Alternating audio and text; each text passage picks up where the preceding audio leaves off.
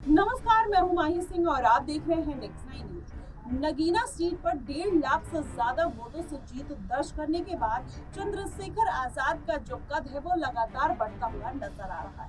लेकिन उसके साथ ही अगर बात किया जाए तो चंद्रशेखर आजाद लगातार अपने कामों को लेकर भी चर्चा में बने रहते हैं। लेकिन इस बार वो अपने कामों को लेकर नहीं बल्कि एक विवादित बयान को लेकर चर्चा में बने हैं। जी हाँ, चंद्रशेखर आजाद ने कांवड़ यात्रा को लेकर जिस तरीके से बयान दिया है, अब उनके ऊपर भारी पड़ता हुआ नजर आ रहा है। जी हाँ, चंद्रशेखर आजाद एक सभा को संबोधित करते हुए कहते हैं कि 10 दिन जब कांवड़ यात्रा के लिए कोई मार्ग रोका जा सकता है तो फिर एक दिन में 20 मिनट की नमाज के लिए क्यों बाधा नहीं खड़ी की जा सकती। इस तरीके की बातें निकलकर सामने आई। उन्होंने बोला कि 20 मिनट अगर कोई नमाज पढ़ता भी है तो उसमें बुराई क्या है। इस तरीके की बात चंद्रशेखर आजाद कह तो देते हैं, लेकिन कहीं ना कहीं अब ये बात उनके ऊपर भारी पड़ती हुई नजर आ रही है। चंद्रशेखर आजाद ने अगर नगीना सीट से जीत दर्ज की है तो उसके पीछे केवल एक समुदाय का हाथ नहीं है, या दलित का या मुस्लिम का हाथ नहीं है।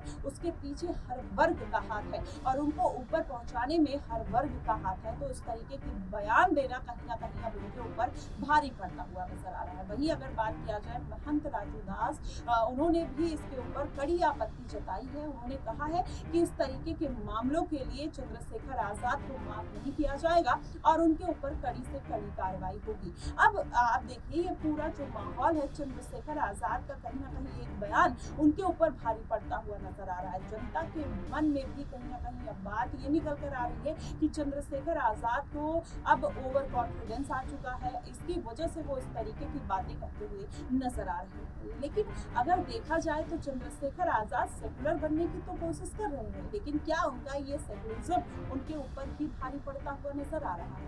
क्योंकि इस तरीके की बातें कहना इनिशियल स्टेज में, जो अभी आप राजनीति के पहले चरण में है, इस तरीके की बातों से बचना चाहिए। इसके पहले जब आकाश आनंद ने इस तरीके की बातें कही थी, उन्होंने भारतीय जनता पार्टी को आतंकवादी की पार्टी कह दिया था, तो मायावती को उनको अपने पद से हटाना पड़ा। हालांकि मायावती ने फिर से उनकी वापसी करा दी, लेकिन मुश्किलें कहीं ना कहीं मायावती की बढ़ गई थी और वही कारण था कि इस बार के लोकसभा चुनाव में 432 सीटों पर एक भी सीट मायावती जीत नहीं दर्ज कर पाई। अब ऐसे में अगर आकाश आनंद रहते, युवाओं को जिस तरीके से वो पूरा लुभाने का प्रयास कर रहे थे, जनता भी कहीं ना कहीं मायावती से रुष्ट होते हुए नजर आई। वो फैसला कहीं ना कहीं मायावती के ऊपर भारी पड़ा। अब वही बात कहीं ना कहीं चंद्रशेखर आजाद के लिए भी निकल कर आ रही है। जिस तरीके से वो लगातार मुद्दे उठाते रहते हैं वो जनता को खासा पसंद आता है। जो उन्होंने नीट का मुद्दा उठाया, हाथरस का मुद्दा उठाया, दिल्ली में जंतर मंतर में महिला पहलवानों का मुद्दा उठाया, तमाम ऐसे मुद्दे हैं।